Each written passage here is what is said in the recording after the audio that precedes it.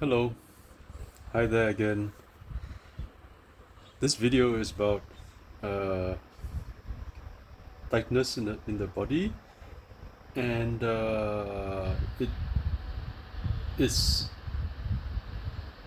bringing together what we already brought up in the previous videos about how tightness is caused, and but this time, and and even how we are going to remove tightness from the body, the mechanisms that are involved, and also some consequences, some medical consequences, you know, uh, conditions or diseases of the spine that can cause a lot of pain and suffering. So it's always good to understand these things so that if we can avoid it, or we can reduce the tightness in the body so that we have a better chance to stay relaxed and have a better quality of life, because we don't get those diseases or those conditions that give us pain. Then it's good. No, it's really good. So let's look through them again. Okay. In the previous videos, mm, we said, yeah, the tightness can even be a pimple. A small pimple at a skin level, and there is a congestion of blood there.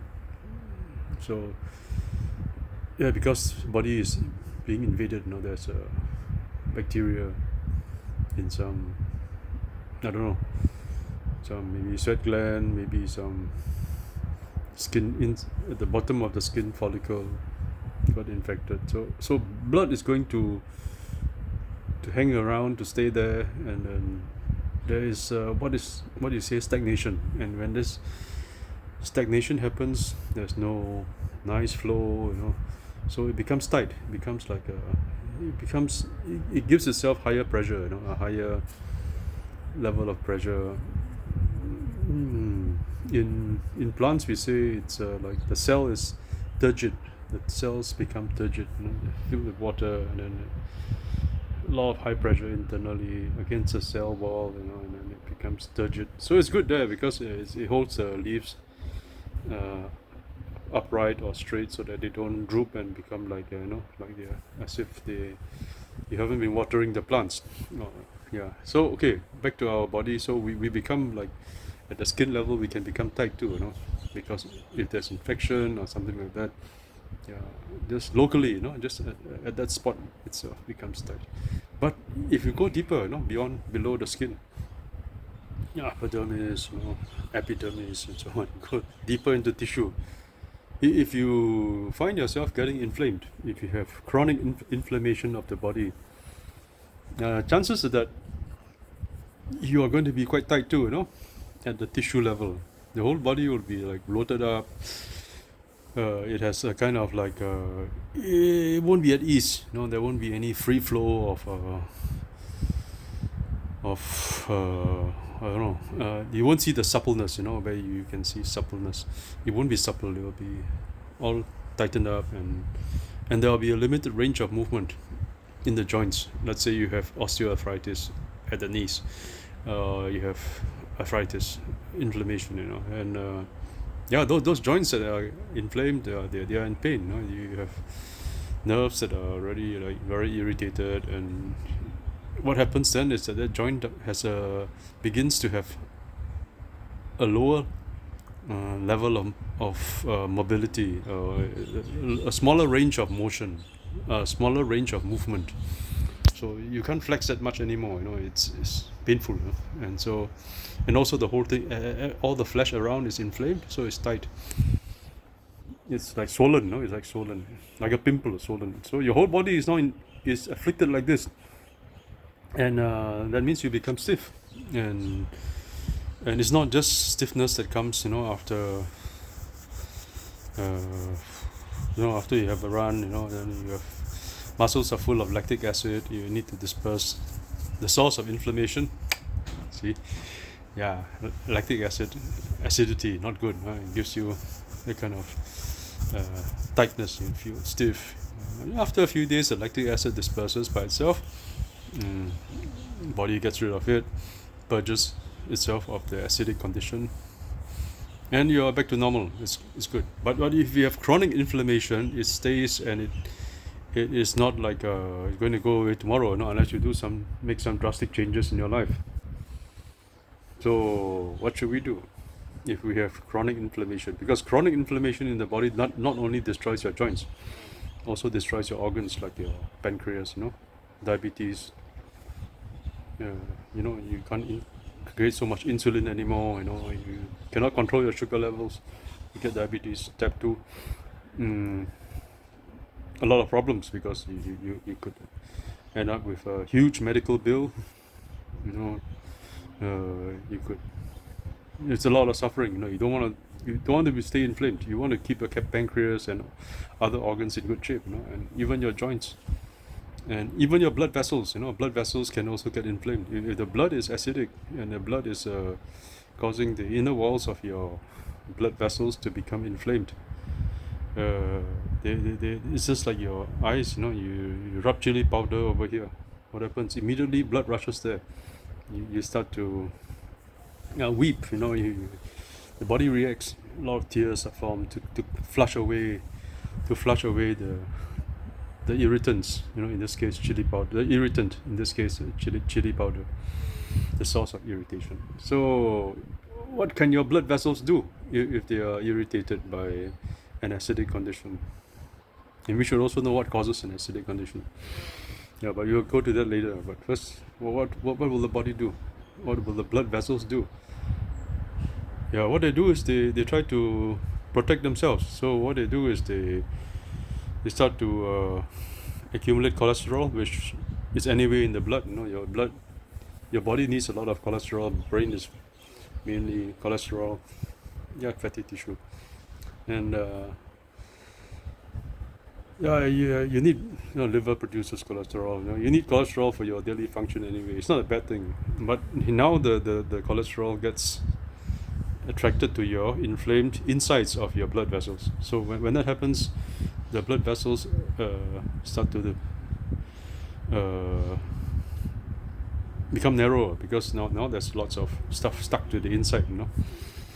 And over time the cholesterol hardens, which makes it worse, because that means your blood vessels are now no longer flexible, no longer pliable. Blood pressure goes up.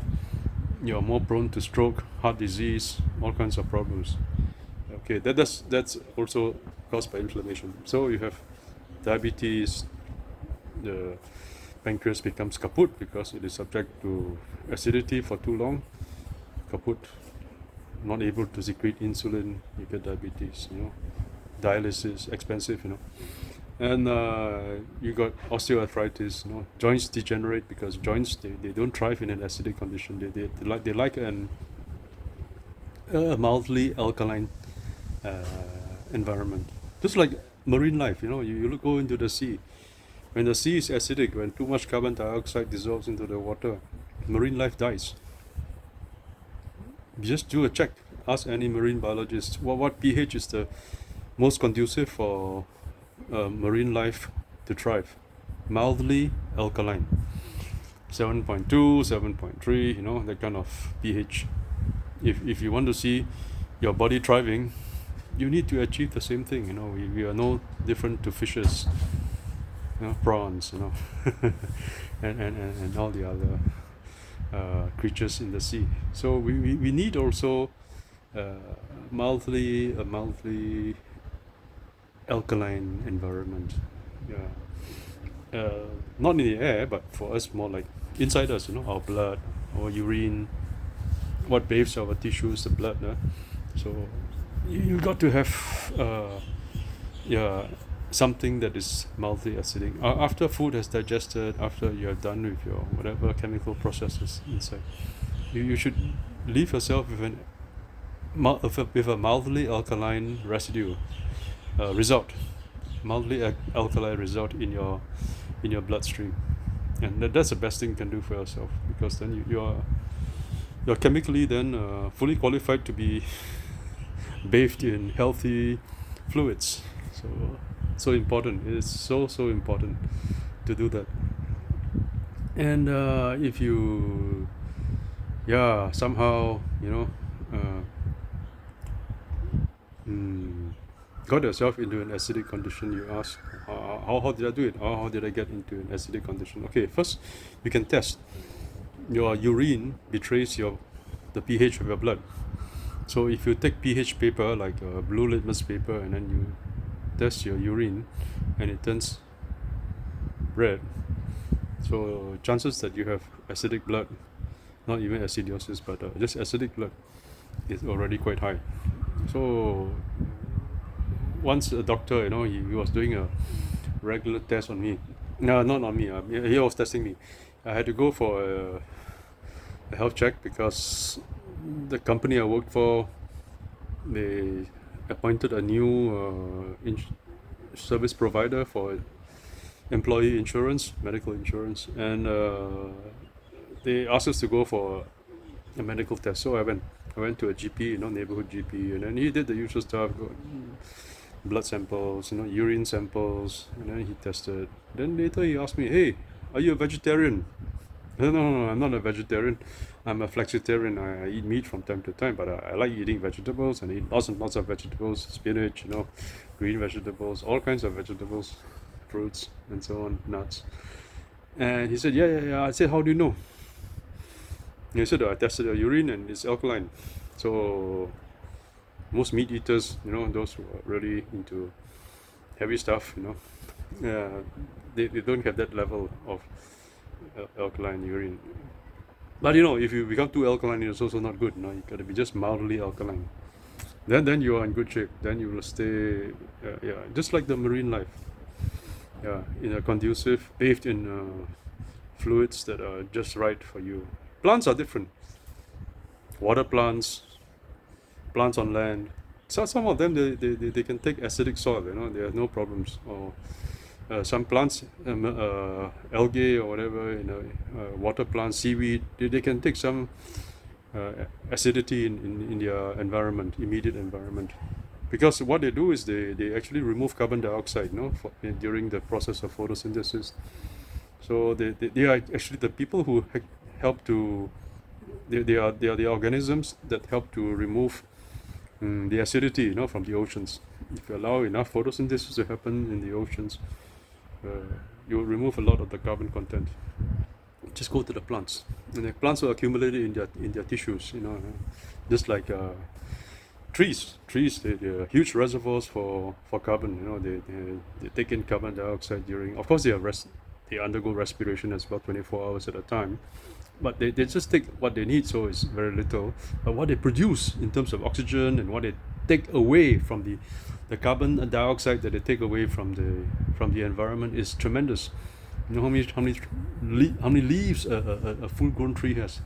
Plenty of surface area, and exposed to the atmosphere, and it takes in a lot of carbon dioxide during the daylight hours. When there's sunlight and photosynthesis is going on, it absorbs a lot of carbon dioxide, and it goes stored into cellulose, whatever, woody tissues, or whatever. You burn a piece of paper, you're like burning carbon. You get ash afterwards. C plus CO2 becomes CO2. Carbon and oxygen, combustion becomes carbon dioxide. So largely speaking, renewable fuels like paper, wood, firewood, they can come from trees, and these organisms, or they are just reservoirs for carbon. So where did they come from? Carbon dioxide in the air. Take away the stuff, just put it into the tissues, and look at even their roots. We always think, they stored the carbon in their trunks, tree trunks. But I'll tell you something. One day I was digging a hole in the ground. I don't know. I was trying to plant a tree, and there was a big tree nearby, but it was far away. It was like I don't know, 15 meters away, 20 meters away, and I was trying to plant this sapling. I thought, hey, I can plant it here. I was digging the ground. You know what I hit? I hit the roots of that tree nearby. The tree had spread itself, huge roots all along the surface of the earth. It's going through underground. It's amazing. That's why trees are so Yeah, they have a lot of woody material. Okay, now back to our topic. I digressed, sorry. So let's get back to inflammation and how we got ourselves acidic, so that we should know how to become acidic, so that we don't want to become acidic. Okay, first cause of acidity in our blood is if we have the wrong diet. You ever heard of alkalizing earth metals? Yeah, that's group 2 in the periodic table. And you go vertically down the group, you see calcium, you see magnesium, and also other elements. And when elements here in alkalizing earth elements or minerals, when they form salts, they are usually alkalines, or at least they are basic. It means they create an alkaline condition. So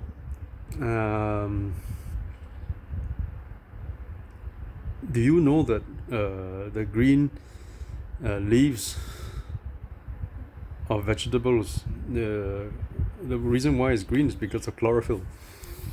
And chlorophyll, the building blocks of chlorophyll is the element magnesium. I didn't know that before. I read it in some book. So one guy did some research, Australian guy, and then he found. I mean, people know this already, but then he highlighted this. So magnesium is there. So when you eat your spinach, your mustard leaves, when you eat kale, all those green vegetables full of chlorophyll, what happens? You actually ingest a lot of magnesium. Okay, good. We have magnesium. We also have magnesium from dark chocolate and so on. There are other sources, and maybe I don't know, could be other sources, but plenty in chlorophyll, green vegetables. And long ago, like I don't know, when I was 20, let's say about 40 years ago. Yeah, I was living in Australia. I lived there for 7 years, and I bought a book from soil to psyche, by David something something. I forgot his full name. And at that time, I mean, nobody was talking about holistic living, like vegans, and then all these kind of things, health conscious kind of diet. Don't eat processed food, like white sugar, refined flour, and so on. No, I mean, they were talking about that long ago already. To eat more probiotics and so on. So this book, From Soil to Psyche, it taught that if now I lost my train of thoughts. Yeah, I thought that if you want to ingest calcium, or you want your body to absorb calcium optimally. All of us, we try to drink a lot of milk, or we eat yogurt, we can't tolerate lactose, or we eat anything that is dairy, with a lot of calcium. I think spinach also contains calcium, but some vegetables contain calcium. Tofu as well, maybe. So I don't know. I'm not expert, but what I know is that if you want to absorb calcium properly, you got to have enough magnesium. So one part of magnesium qualifies you to absorb 2 parts of calcium. So it's like a ratio thing. You got to have the right kind of mix in your diet. So if you don't have magnesium, chances are that you will not be ingesting so much of your calcium. Yeah. And the same thing also if you're taking too much of those anti-nutrients, the outer brown covering of raw almonds, and eat too much of it without soaking them, or you can one handfuls, okay, almonds, but you eat lots of almonds, a lot of anti-nutrients, your propensity to absorb calcium decreases drastically for that meal. So you can do that next meal, get your calcium, it's okay. But back here.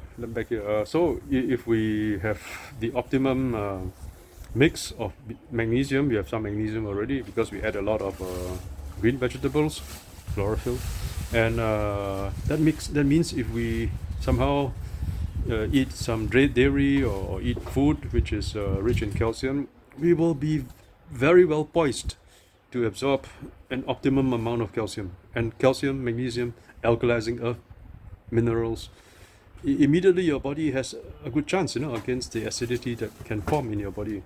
So you can balance it out, the acid plus alkali becomes neutral, it's a neutralization reaction. So then you ask yourself, okay, now I have the stuff that will counter the acid. But where did the acidity come from? I didn't drink hydrochloric acid or drink car battery, open it up and start drinking the acid from the car battery. Okay, first of all, some people say, oh, maybe it came from the hydrochloric acid that our stomach produces. pH is only 1 or 2 or very high, very strong acid there, in the stomach and so on and so on. No, I'll tell you where the acidity came from. You see, acidity, just think like this. If you are a plant, and you want to store your sugar that you produce during photosynthesis, you convert it to starch. You store it in your roots, or stems. Potatoes store in the stems, sweet potatoes, I don't know, carrots, whatever. I don't know. Okay, so they store it somewhere, in the roots or the stems. And so basically, but both are carbohydrates. Sugars and starches are both carbohydrates. So you have complex carbohydrates, simple sugars, complex sugars, simple sugars, and so on. So at the very basic form, simple sugar like glucose, you get this produced during photosynthesis. So you need to store this. So we store it. The plants, they store it, and then it becomes a more complex carbohydrate. So when we eat starch, it's just, you just imagine you're eating a compacted, compressed form of sugar. So that when starch is digested, it breaks down into sugar again. It releases a lot of sugar. So that's why when you eat a lot of pasta, like anything made from wheat or from rice or from whatever, you especially refined carbohydrates, you will find that there are hardly any any alkalizing minerals present in that kind of food. It's just pure carbohydrates. So there's nothing there that can reduce the acidity. And we should also know that sugar, sucrose, you eat a lot of it, you can end up with a very acidic body, because the aftermath. Okay, I don't know, no idea. I'm not that good at English. So the end result of eating too much refined carbohydrates and starches is that you will have an acidic residue. You will get a lot of acidity in your blood for some reason. So if you had also a balanced diet where you have enough greens, then you are not going to get an acidic result in your blood. More chance of having a slightly alkaline result in the end, which is good for health. So diet is very important. And then there's the second factor. Second factor is it comes from the lungs. When you are exercising, taking loads of air, then you go in, you purge your carbon dioxide at a accelerated rate because you're running or you're doing aerobic exercises, cycling, swimming, whatever. You're burning away your sugar. You're burning away all the excess food in your, energy-giving food. Yeah, maybe you want to go for marathon, you eat pasta, right? So beforehand. So or hours before. So you when you exercise, you do vigorous exercise or aerobic exercise over a prolonged period of time, 2 hours, I don't know, 3 hours. Sometimes I swim for 3 hours, but very slowly, just floating around, not doing much, sculling the water, very mild, but aerobic stuff. So 3-4 hours, and I do it, and I burn a lot of energy. I don't have breakfast, for example. I have maybe a very small breakfast, one piece of fruit. And throughout those 3 hours, I would go to the toilet maybe 3-4 times. It's not because I have a problem, huge amounts of urine are coming out each time, And of course I did drink 2 or 3 glasses of water in the morning, but then a lot more came out. So I was wondering, where did the water come from? So I figured out later on that I could lose as much as 1.5 kilograms, or even sometimes up to 2 kilograms of water like this.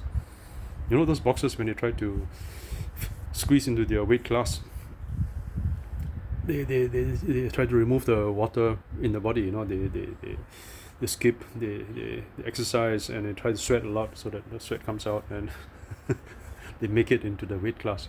But there's another way. You just do aerobic exercises, very gentle, don't have to sweat, and all the water will come out from that is retained in your body because you were eating carbs yesterday, like pasta or a lot of bread, which is made from wheat, so plenty of starch there too, and a lot of water that's retained in the body for every bit of glycogen or of carbohydrate that you process in your body the day before.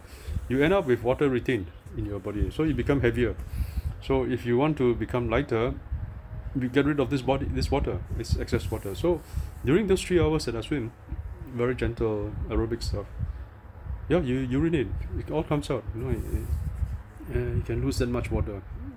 I mean, if you know the density of water, and those 3 glasses of water I drank in the morning, I don't know, one glass could be 250 mils. That's about 250 grams. Density of water is 1 gram per cm cube, or 1 gram per milliliter. Yeah. So 1 liter of water, like a milk carton of water, would weigh about 1 kilogram. So if you drank, say, 3/4 of a liter of water in the morning, 3 glasses of water, you would lose only you would lose not that much weight. I mean, let me think again. 1 kilogram, 1 kilogram there, so you would lose maybe up to 0.75 kilograms, 3 glasses of water. 0.75 kilograms of water, but I lost 2 kilograms. So where did the excess come from? Retained water. So you get rid of all the retained water, so you don't feel so bloated anymore. You feel really good. You feel really good.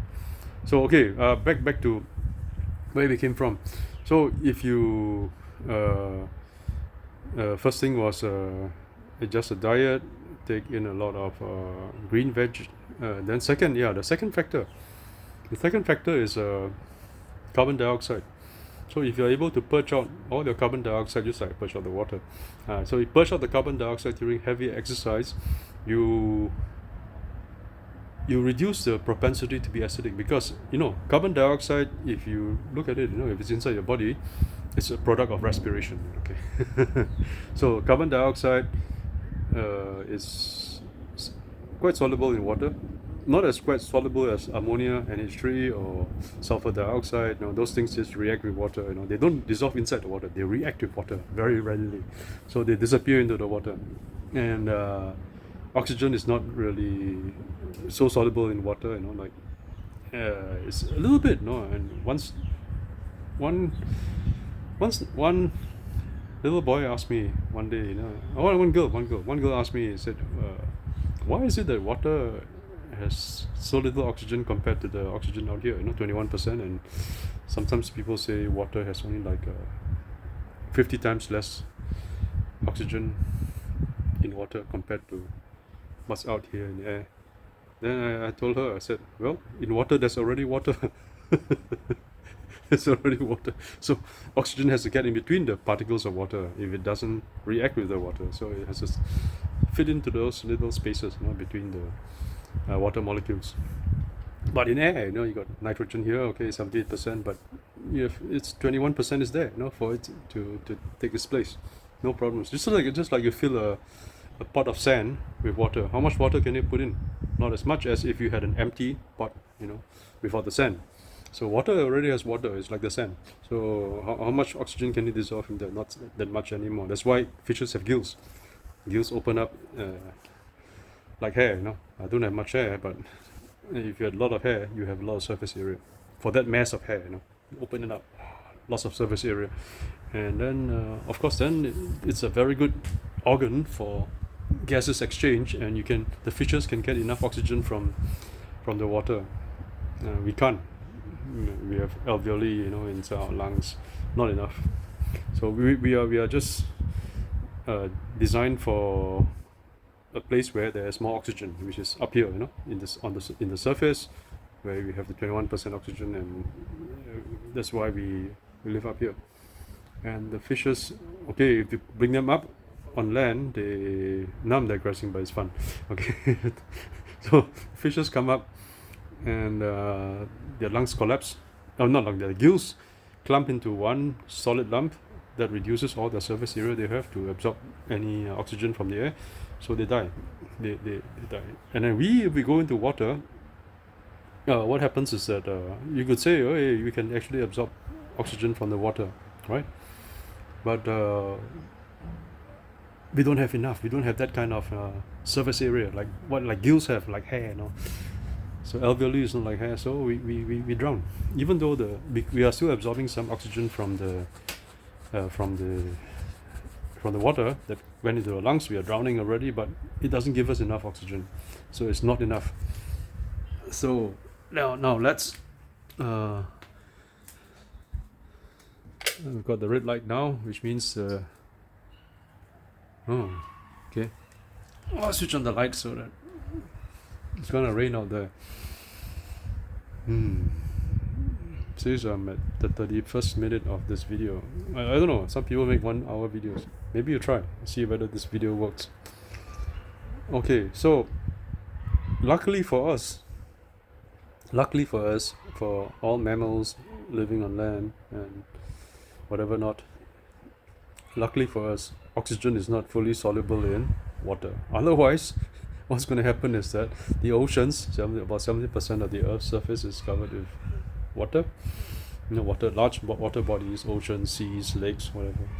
They are going to absorb all oxygen from the atmosphere, and we will be really short. And the trees will not be able to produce enough to give us what we need. So there will be it will be a world where marine life would thrive, because they got lots of oxygen then. And we will be really short. We will maybe morph into something that is like bacteria, I'm not so sure. Okay, now back to the topic. Sorry about that. So we said, okay, carbon dioxide will dissolve into the water.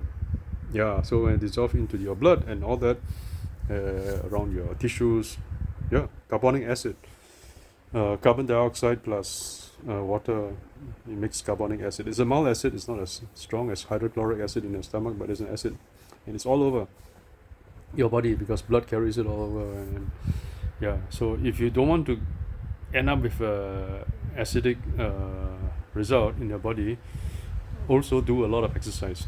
And we say, all those guys who do a lot of heavy menial work, or manual work, not menial, manual work, where you use your muscles, you sweat the whole day, you can eat three bowls of rice, white rice with, not even like brown rice, just white rice, pure carbohydrate. Eat hamburgers, with 3 hamburgers with the buns and everything, potatoes, everything, eat, and you are not going to get diabetes because you sweat everything out. You use all the energy, all the sugar that is resulting from the digestion of that kind of food, and you don't have to eat any spinach or any green vegetables, and you'll still stay in decent shape because everything is used up, everything is burned up. Now, if we are sedentary and we are not the type who are even doing 3 hours of swimming or aerobic exercise every day, very largely sedentary and overeating, then the danger for us is higher to get an acidic result from the build-up, of what we give out, during respiration, the carbon dioxide. And then another factor that could also get rid of carbon dioxide quite easily, apart from doing vigorous exercise, aerobic exercise for a prolonged period, you could also do deep breathing. When you do deep abdominal breathing, you bring a lot of air into your belly, and that huge tank full of air, or huge volume of air. It purges the dead air, from the breathing tubes, from the windpipe to your nose, all the way out. Most of it gets discharged or gets purged out, thrown out.